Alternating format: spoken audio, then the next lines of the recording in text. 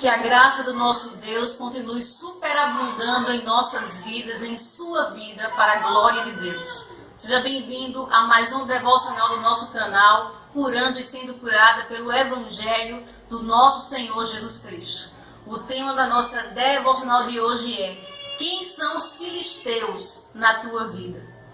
E o texto base que nós iremos usar neste dia é 1 Samuel 4:22 e 1 Samuel 5:1, que diz o seguinte: E falou mais: Foi-se a glória de Israel, pois foi tomada a arca de Deus.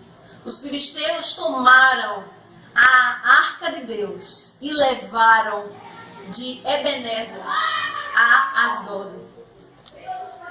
Interessante é que essa história começa já no comecinho do capítulo 4 de 1 Samuel, contando a derrota do povo de Israel contra o povo filisteu. O Senhor já tinha mandado avisar pelo profeta Samuel que haveria uma desgraça sobre o povo por causa das consequências dos seus pecados, incredulidades e porque eles estavam adorando outros deuses. E os sacerdotes que deveriam chamar a atenção do povo, fazer a diferença, estavam corruptos no meio do povo, estavam se prostituindo no meio do povo. Eli era o profeta mais velho e tinha os seus dois filhos, chamados Ofni e Finéias, que eram os sacerdotes, que pintavam os setes na presença do Senhor, no meio do povo, dando um mau exemplo. E Eli, como pai, sendo mais velho, nunca chamou a atenção deles ou repreendeu eles. E o Senhor muitas vezes avisou, mas não houve repreensão, não houve conversão, não houve misericórdia. E o que foi que aconteceu? O juízo do Senhor veio sobre Eli, veio sobre os seus filhos e veio sobre o povo de Israel, que estava afastado do Senhor. E os filisteus entraram e brigaram, tiveram uma batalha com o povo de Israel, e o povo de Israel de início perdeu 4.000 homens. Aí eles voltaram para se reunir e disseram: por que o Senhor Deus nos abandonou? Vamos trazer a arca da aliança que está em Siló e vamos trazer aqui para Ebenezer, para que possamos vencer a batalha. Porque a arca do Senhor representava a presença do Senhor, representava a bênção do Senhor, representava a mão do Senhor e a vitória do Senhor sobre o seu povo. E era muito importante no Velho Testamento. E o que aconteceu? Eles trouxeram a arca da aliança, o sacerdote Finéias e Ofni, filho de Eli, pegaram a arca e foram para a guerra novamente. Perderam a guerra, porque o Senhor já não estava com eles por causa da desobediência e do pecado deles. E assim foi morto os dois sacerdotes, filho de Eli, Ofni e Finéias, e 30.000 homens junto com eles. Eli ficou na cidade, na porta, esperando notícias. Ele já era velho, com 98 anos de idade, estava cego. Quando chegou um rapaz para trazer a notícia, e ele viu o grito na cidade de choro e lamento, ele perguntou por que ao jovem. E o jovem explicou a ele, dizendo que o povo de Israel tinha perdido a guerra, que tinha muitos mortos, e que entre eles estavam seus dois filhos, os sacerdotes, e que a arca do Senhor tinha sido roubada pelos filisteus. Quando Eli escutou que a arca do Senhor tinha sido roubada, que a presença do Senhor no meio do povo tinha sido roubada pelos filisteus, ele caiu para trás, quebrou o pescoço e morreu. Claro que ele sentiu a dor da perda dos filhos, mas ele sabia o que representava a perda da arca da aliança, que representava a presença do Senhor no meio do seu povo. E logo depois, a sua nora, a mulher de um dos sacerdotes, Finéias, estava grávida, perto de parir, quando soube de tudo o que aconteceu, quando soube da morte do seu marido, da morte do seu sogro, do seu cunhado, quando soube que a arca da aliança tinha sido roubada, ela começou a parir e começou a morrer enquanto paria. E ela teve um menino, mas o seu semblante era de tristeza. E ela botou o nome do seu filho de Icabô, que significa a glória do Senhor se foi. É aqui que nós lemos quando ela diz: e falou mais, foi-se a glória de Israel, pois foi tomada a arca de Deus. Ela sentiu pela perda do seu marido, do seu sogro, do seu cunhado, mas ela não conseguiu se alegrar com o nascimento do seu filho e começou a morrer, porque ela percebeu quanto era importante que a arca estivesse no meio do povo. E a presença do Senhor, o favor do Senhor não estava mais no meio do seu povo. responsabilidade, eles sentiram o peso.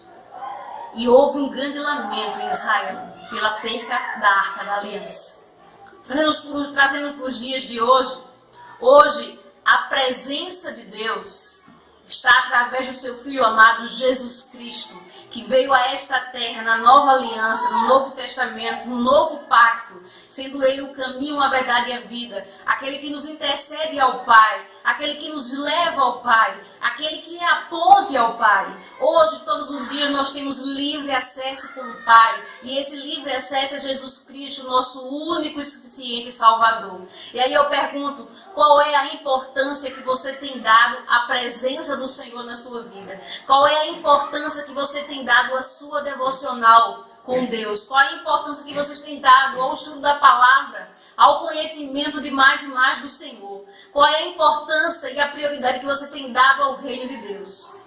A palavra do Senhor diz que se você ama mais tudo que é Deus, você não é digno dele. Nós provamos isso lá em Mateus, capítulo 10, verso 37, quando Jesus diz: quem ama o pai ou a mãe mais do que a mim, não é digno de mim. E quem ama o filho ou a filha mais do que a mim, não é digno de mim. Lá em Lucas 14, 26, ele continua dizendo: se alguém deseja seguir-me e ama a seu pai, a sua mãe, sua esposa, seus filhos, seus irmãos e irmãs, e até mesmo a sua própria vida, mais do que a mim, não pode ser meu discípulo. Não pode me seguir.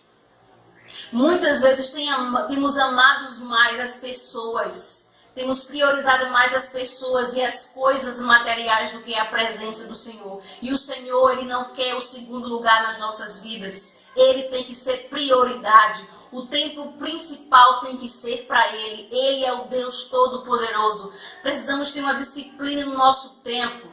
Temos que trabalhar, estudar e cultuar com a nossa família, mas a prioridade é Cristo, a prioridade é a presença do Senhor, porque sem a presença nada funciona como deveria.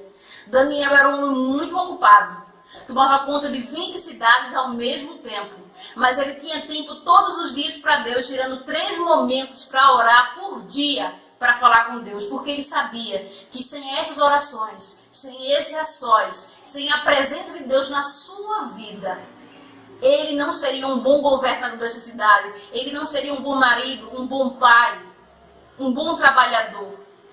E ele sabia que tudo isso dependia da sua intimidade com Deus. Qual é a sua desculpa hoje? Qual é a sua desculpa hoje de não priorizar a presença de Deus, de não priorizar o reino de Deus, de não priorizar a sua intimidade com Deus? O que é que você tem colocado à frente do Senhor? Saiba que se você faz isso, se eu faço isso, nós não somos dignos de sermos discípulos de Cristo. Nós não somos dignos de segui-los. E a palavra diz mais o seguinte ainda, na questão da cidade de Ebenezer e de Asdod. A Arca da Aliança saiu de Ebenezer, que significa até aqui nos ajudou o Senhor, que significa pedra de ajuda, para Asdod, uma das cidades filisteias na época, que era firmada e fortificada pelos homens, eles eram bons no ferro em relação à guerra. Muitas vezes nós temos deixado a presença do Senhor, temos trocado a presença do Senhor, temos trocado o Ebenezer, temos trocado a pedra de ajuda, que é Jesus Cristo. Temos trocado, até aqui nos ajuda o Senhor, pela ajuda dos homens, pela ajuda do mundo e pelo que a sociedade dita. Porque é mais fácil seguir ao mundo do que seguir a Cristo. O Senhor diz que a porta estreita conduz ao céu e a porta larga conduz ao inferno. E você precisa escolher. Você não pode servir a 2 senhores. Você não pode servir a Deus e ao mundo. Você não pode servir a 2 senhores. Porque o Senhor não divide a sua glória com ninguém. E Ele quer ser prioridade na sua vida, na minha vida. E aí eu lhe pergunto, quem são os filisteus que estão tentando roubar a presença do Senhor na tua vida? Quem são os filisteus que estão tentando roubar o teu tempo, a tua intimidade com Deus? Não deixe. Porque o essencial é a presença. E sem a presença de Deus, nada subsistirá e nada valerá a pena.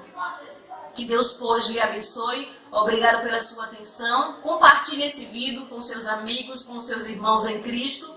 Curta ele e se inscreva no nosso canal. Que Deus, pois, te abençoe. Obrigada.